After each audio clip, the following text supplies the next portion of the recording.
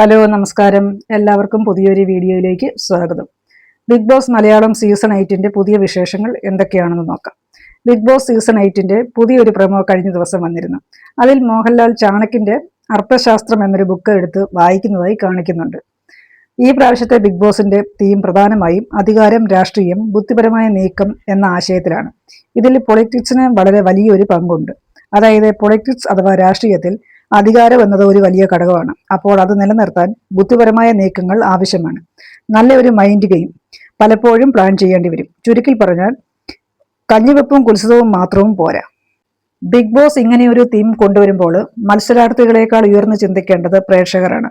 അല്ലാതെ കണ്ണുനീരും കഥനകഥയും പറഞ്ഞ് പ്രേക്ഷകരെ വീഴ്ത്താൻ ഇത് കഥയല്ല, ഒരു ജീവിതമെന്ന പ്രോഗ്രാം അല്ല. പലപ്പോഴും പ്രേക്ഷകരായ ഒരു ലെവലിലേക്ക് താഴ്ന്നു പോകുന്നതായിട്ട് തോന്നുന്നു. കഴിഞ്ഞ ദിവസം ശ്രീ മോഹൻലാൽ ചാണക്യന്റെ അർത്ഥശാസ്ത്രത്തെക്കുറിച്ച് പ്രതിപാദിച്ചുകൊണ്ട് ഞാൻ രാജാവല്ല കിങ് മേക്കർ ആണ് എന്ന് പറയുന്നുണ്ട്.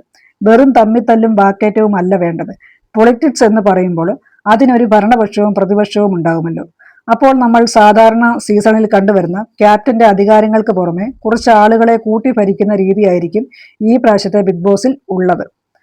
അതായത് ക്യാപ്റ്റനെ പിന്താങ്ങുന്ന കുറച്ച് ആളുകൾ ഭരണപക്ഷവും മറ്റു കുറച്ച് ആളുകൾ പ്രതിപക്ഷവും.